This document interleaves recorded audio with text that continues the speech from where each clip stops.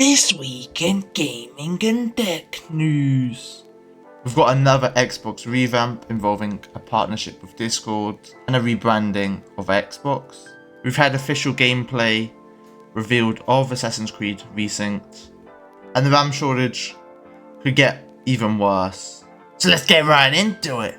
But before, if I may be a little bit cheeky and ask, if you like this content, please subscribe. It really helps the channel out and it allows you to be kept up to date with the latest gaming and tech news. And if you hate me, you can always unsubscribe. Let's get right into it. Okay, so Xbox have revealed a new logo and saying that we are Xbox.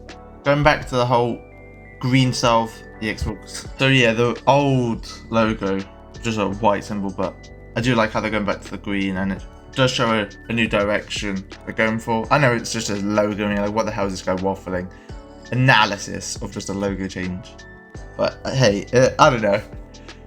It's probably the best thing Xbox have done for a while. Let me get a little bit happy about the change. It's not just a logo change, there's a post titled We Are Xbox, admitting that feature drops on the console have been less frequent. Our presence on PC isn't strong enough. Pricing's getting harder for people to keep up with. So they're saying a lot of the right stuff, and Astra has probably like one of the best PR teams at the moment. And I have honestly seen on social media a lot of hype for Xbox, and there's also been Xbox and Discord partnering up, saying that with Discord Nitro, subscribers are about to get a limited version of Xbox Game Pass called the Starter Edition, allowing 10 hours a month of Xbox Cloud Gaming, Xbox reward points. There's about 50 titles available, including Stardew Valley, Grounded, and Fallout 4. The partnership with Discord, which I don't know if it really helps Xbox, but they are trying to do a different approach. There's a rumor of the Netflix and Game Pass subscription. So definitely trying something new. So I don't know if it can get worse than it was before. Okay, so they're changing Microsoft Gaming to Xbox. There's an article from The Verge as Sharma and Xbox Chief Content Officer Matt Booty in the joint memo says, along the way we will reevaluate our approach to exclusivity, windowing and AI, and share more as we learn and decide. So it's not saying that Xbox exclusives are going to come back. Really, I don't know if Xbox, like honestly, they definitely could be something done with exclusives.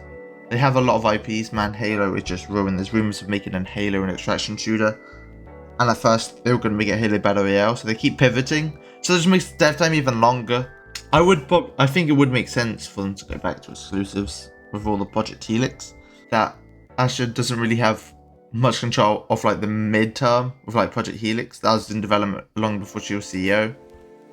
So if that fails, that could really damage them, and that would only be her fault just because she wasn't there. But that could really damage Xbox again. So they're doing a lot in the short term to make the hype for Xbox come up. And they're saying all the right things, and they did decrease Game Pass, which was a good sign. Is it even possible for them to come back? I know, we'll have to see. Next! Okay, so each video I do, there's even more Assassin's Creed Black Flag information.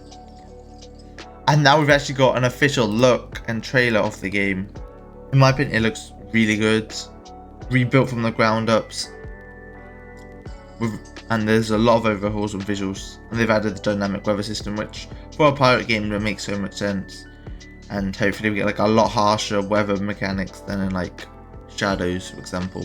And I'm really happy they mentioned that this is not an RPG game, it's an adventure that you're going to be exploring. To imagine they introduce an RPG game into Black Flag. But it's good to see they have them. They've added new stories. And there's even more underwater exploration.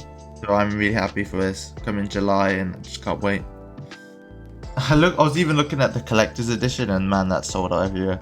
So I felt like this is what Ubisoft needed. Honestly, I feel like this probably could be a game that gets a lot of people into the Assassin's Creed franchise. There's no multiplayer. There's no going to be DLC content for this game. There is still rumors that there might be an Assassin's Creed multiplayer coming out this year, but that might be delayed before the Ubisoft reshuffling. And let me know if you guys are excited for this game. Do you actually think they've done a good job from the trailer, or are you still a bit questioning it? I feel like Ubisoft have done so much bad in the past that they have their reputation just in the tank, and like even when something looks this good, like people are just still questioning it, so they still can't win with that. It would take a lot to get people actually liking Ubisoft again. Next, time for the quickfire round. Okay, an exclusive from Tom Henderson on Insider Gaming, saying Fair Games, a Sony studio, struggling to find the fun in its latest pre-alpha playtest. Haven Studios ran another playtest on the codename Espresso. The game mode that the playtest was called Cargo Heist, which is an extraction-based experience. There's 4 free-player teams looting a giant mansion and a class-based system. Elements of mechanics like grappling and wall running. But there were screenshots from the Discord's playtests showing massive amounts of negative player feedback, criticizing game-defining features like movement and the NPC class system. So, I know it's just an alpha playtest, but when you're just seeing this amount of negativity about a game, why are they still pushing on with this? I'm not saying like just to close down the studio, push to something that isn't live service. I don't know, man. I know it is. I can't just say make a fun game because that is so difficult and very subjective. Marathon actually has shown to Sony that extraction shooters are a niche. They aren't going to make it Fortnite money, and even that struggles. So they're just going to keep making extraction shooters. I don't know. Okay, this is kind of a different type of story, let's just say, with the title being "I brought my husband back for his funeral as a hologram." As Palm Conrath's husband Bill died last year, she watched the doctor appear as a full body hologram on a broadcast, working with companies to build the hologram and avatar technology. They used pre-recorded material and generated an approximation to create like the voices. So the hardest part was the voice. So I mean, I don't really know, like, I don't know. I guess it depends on the person how they feel about this. But I feel it could be good, and there's every negatives of it, but probably see a lot more of the technology. The end result ended up with a Bill appeared as a life-size from the waist up on a screen and speaking directly to the room. The CEO of OpenAI, Sam Altman, was deeply sorry for not telling police of mass shooting suspect account, saying that we're deeply sorry that we did not alert law enforcement to the account that we banned in June. The account belonged to an 18-year-old who was shot and killed 8 people and injured nearly 30. And the company did not alert the authority because it did not meet the threshold for them to like flag it up. They said this is a serious risk. It's always difficult to draw the line where people are actually not gonna do this, or they're joking about it, or they're actually gonna follow through with it. So I don't really know, because on the other hand, this could waste police's time if it's just flagging up every account. If also could just create lots of censorship. We're all being monitored. I mean, we're being monitored anyway. But the Prime Minister of South Korea hails Crimson Desert as he praised Crimson Desert and developer Pelpis, pointing to the fact the game was created in-house using their own technology and opposed to a Western game engine, and incorporated Korean elements like Taekwondo and Korean cuisine. So yeah, Crimson Desert getting even more praise.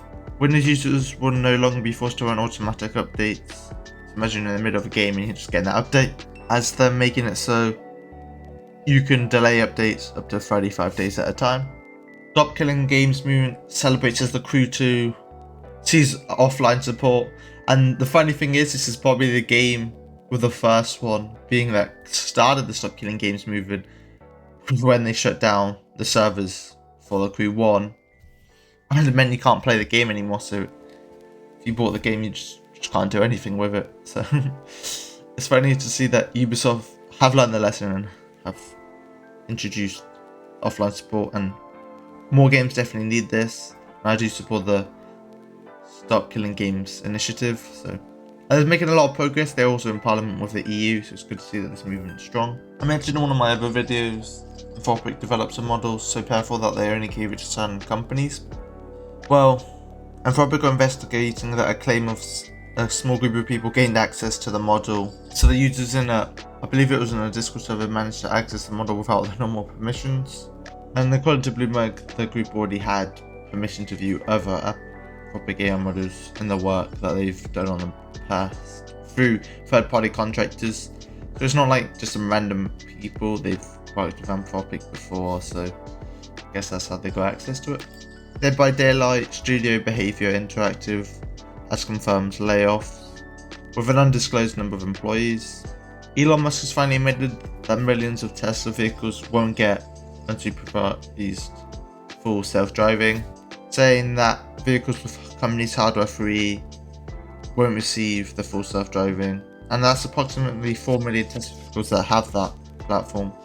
And customers might have bought the car for that feature that they were promised in the future, and are being locked out of that feature. Elon Musk's X is going to let Grok personalize your timeline on topics you select. Grok will understand every post within the algorithms, meaning every timeline is made just for you, and it's going to learn what posts you engage with. So you're going to be even more addicted, and the algorithms like it's actually going to be insane. Every post is going to be like eventually. It's going to be like once you keep staying on. So, yeah, this is going to be the future of content. Former dev Chris Albion worked at Obsidian on the beloved Fallout New Vegas game, claims that Bethesda made a PowerPoint of everything Obsidian did wrong on the New Vegas game. And that's just funny to see that. It's probably the best one in the series. Some of the Fallout games that were released, I don't know if they probably should have done what's so good about the game, they may be able to take that forward. A class action lawsuit on Nintendo, as Nintendo asked refunds from the United States government based on tariffs, as they felt that the tariffs were illegal, so the money that, as the tariffs cost us money, we should be getting refunds. Nintendo fans that filed the class action lawsuit are claiming that the company passed the tariffs to the consumers because they increased the hardware and game costs. Can Nintendo get refunds if they pass the cost to the customers?